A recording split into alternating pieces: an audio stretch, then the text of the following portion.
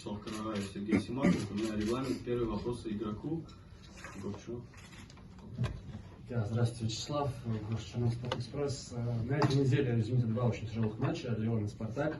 Лично для вас какая игра более важна, с Спартаком или с Лионом, и почему? Все игры важны, мы не делим игры. Это важно, это не важно, все игры важны, и, естественно, мы постараемся в этих играх выиграть. Question. Il y a deux matchs très importants pour l'équipe de Saint-Pétersbourg, celui avec Lyon et celui avec Spartak Moscou. Donc la question est pour le joueur, quel est d'après vous le match le plus important? Réponse, on ne fait pas de partage entre les matchs les plus et les moins importants, donc on va essayer de remporter la victoire pour tous les deux.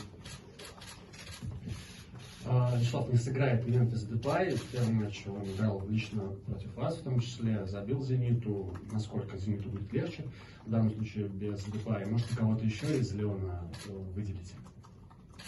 В первую очередь мы готовимся ко всей команде, а не отдельно к игрокам. И, насколько я знаю, вышедший на замену вместо Депая забил гол. Поэтому у них очень хорошая команда, атакующая, быстрая, и мы готовимся к целом команде, а не к отдельным игрокам. Question. Memphis Depay ne va pas jouer demain, qui a joué personnellement contre vous et qui a marqué un but. Peut-être vous pouvez nommer quelqu'un d'autre parmi les Lyonnais qui ont du menace. La réponse est nous ne nous préparons pas pour des joueurs contrés, pour l'équipe au total. Si ma mémoire ne me trompe pas, le joueur qui a substitué Depay a marqué un but. L'équipe est rapide, l'équipe attaque beaucoup, donc nous nous préparons pour l'équipe entière et non pas pour les joueurs. Пожалуйста, еще вопрос Вячеславу. Вячеслав, Олег Шатов сказал, что в России нет ни одной команды уровня Лейпцига. Во-первых, согласны ли вы с этим? И что вы думаете насчет Леона? Ну, к примеру, какое бы место Леон занимал в российской премьер-лиге, за какой боролся? Сложно ответить на этот вопрос, потому что если сравнивать Лейпциг и Лион, это, естественно, две разные команды, очень сильные, в первую очередь в атакующем плане. Что касается сравнений, чемпионат России и Франции, мне сложно ответить на этот вопрос. Question. Chatov a prononcé que dans la Ligue 1 russe, il n'y a pas d'équipe du même niveau que Leipzig. Pouvez-vous commenter sur cela? Et si Leipzig jouait en Russie, quelle place aurait-elle pris? Donc la réponse, c'est difficile de répondre à cette question. Leipzig est bien différent de Lyon. Les deux équipes sont fortes, les deux équipes s'attaquent. C'est difficile pour moi de comparer le championnat russe avec le championnat français. Вопрос от Вячеслава. Да, пожалуйста. Телеканал Санкт-Петербург, Андрей Сенченко. Если можно, сильные и слабые стороны Лиона. Наверняка уже просто серьезно разбирали эту команду. Как вы считаете, самая сильная и какая-то может быть самая слабая сторона вашего будущего соперника? Я не хотел, конечно, сейчас в подробности вдаваться, но, естественно, прежде всего в атаке, очень сильные футболисты в атаке. Естественно, есть слабые стороны, в которых тренеры подскажут, как правильно действовать и подготовиться к этой игре. Question, pouvez-vous nommer le point le plus fort de Lyon et peut-être une point le plus faible? La réponse, je n'aimerais pas aller trop dans les détails. Sans doute, le point fort est l'attaque. Les faiblesses existent également et bien évidemment, les entraîneurs vont nous orienter vers ces faiblesses pour les utiliser. Михаил Егоров, Петербургский дневник. Вячеслав, добрый вечер. Скажите, а вот как вы себя чувствуете? И есть ли у вас, может быть, какие-то предчувствия перед завтрашним матчем Барселоны? Удастся ли вам сделать голевую передачу? Спасибо.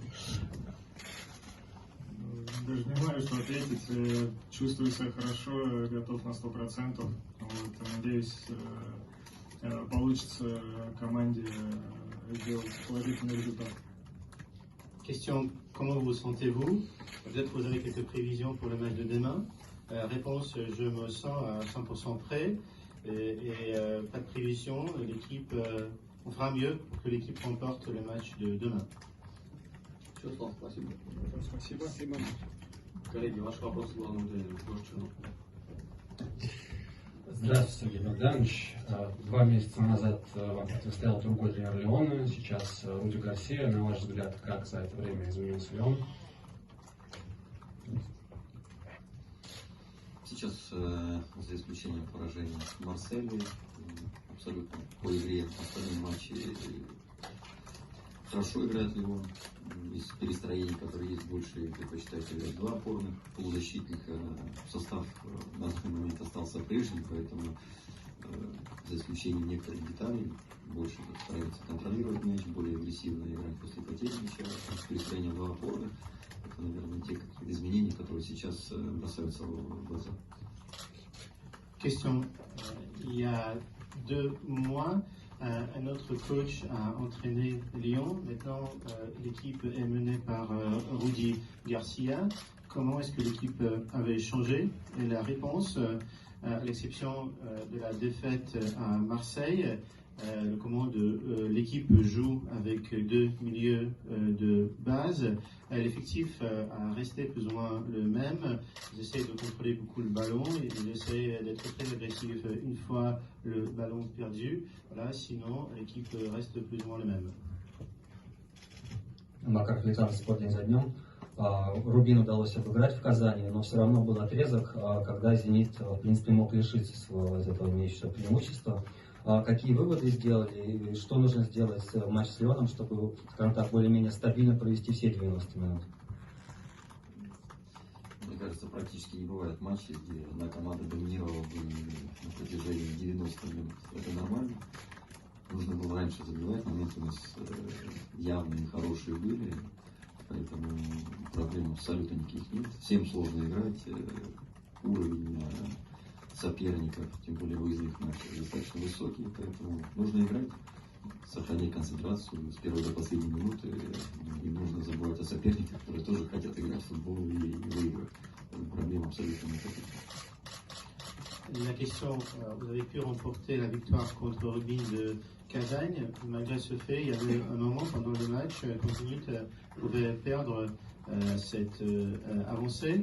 Comment peut-on faire des conclusions ou d'être plus stable avec Lyon? Et la réponse, il n'y a presque quasiment pas de match où une équipe domine 90 minutes d'affilée. Donc il fallait marquer un autre but plus tôt. Le niveau de l'équipe est bien avancé, surtout quand on joue au départ, pas à la maison. Il faut rester concentré, il ne faut pas perdre le focus. Et voilà, c'est ça. Алексей Григорьевич, добрый вечер. Скажите, вот каково состояние Юрия Жиркова?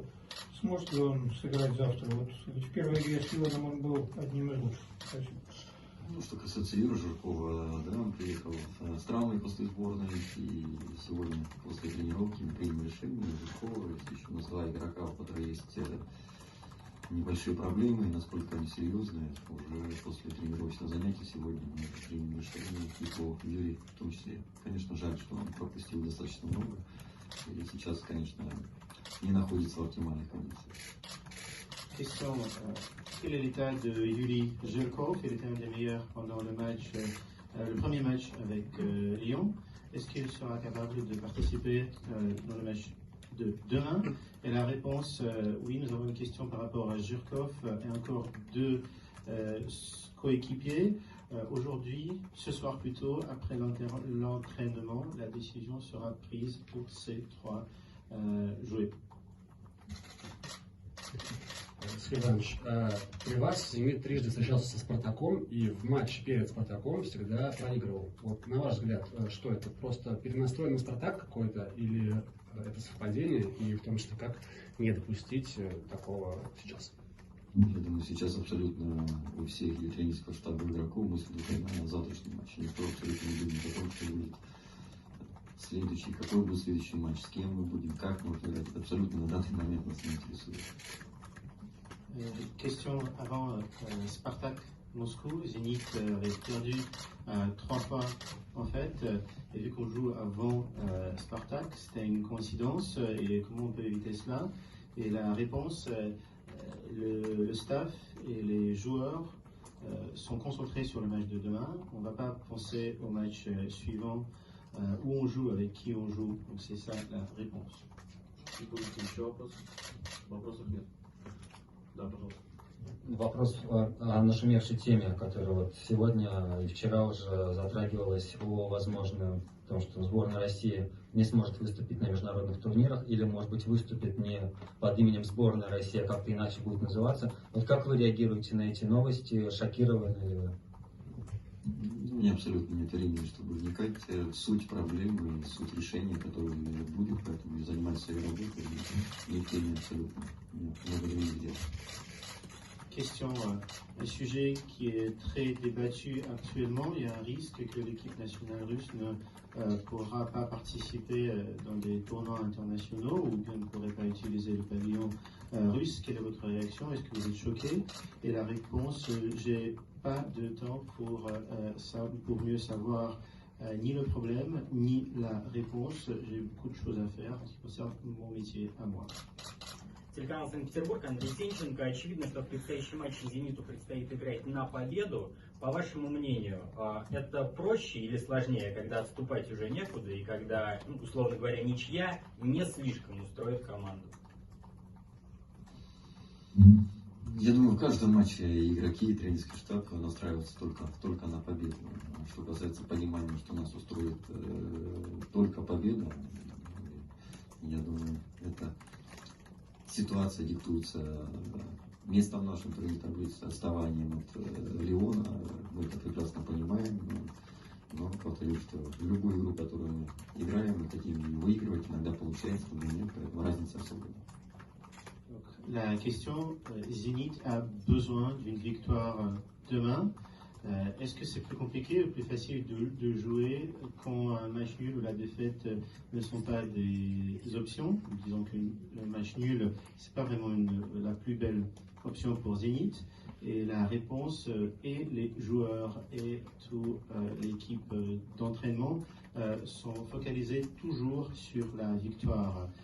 La situation actuelle s'explique par notre place dans le groupe, mais malgré cela, on fera notre mieux, et l'équipe et le staff d'entraînement pour remporter la victoire. Владимир Колос, Спорт24, в продолжении предыдущего вопроса. Завтра нужно побеждать, но тем не менее во всех 4 матчах Лиги Чемпионов этого сезона «Зенит» пропускал. Видите ли вы в этом какую-то закономерность? И для вас завтра в приоритете будет, что все-таки надежнее сыграть сзади или впереди? Понятно, что важный баланс, но тем не менее. Естественно, что побеждать нужно забивать. В глобальном смысле, конечно, нужно всегда соблюсти баланс для того, чтобы хорошо атаковать и при этом не пропускать опасные атаки и контратаки. То, что мы пропускаем, это говорит, я думаю, не о нашем уровне и о уровне наших соперников. Это абсолютно ситуация, та, которая есть абсолютно. Для нас это почва для размышлений и тот уровень, на котором мы сейчас находимся. Question qui continue la question précédente. Dans tous les matchs de Champions League, 4 d'entre elles, Zénith a reçu des ballons dans son cage. Donc pour demain, le focus sera de bien jouer en attaque ou de bien défendre ses propres buts. Et la réponse, pour gagner, il faut bien évidemment marquer. Globalement, nous aimerions bien garder cet équilibre entre les actions offensives et défensives.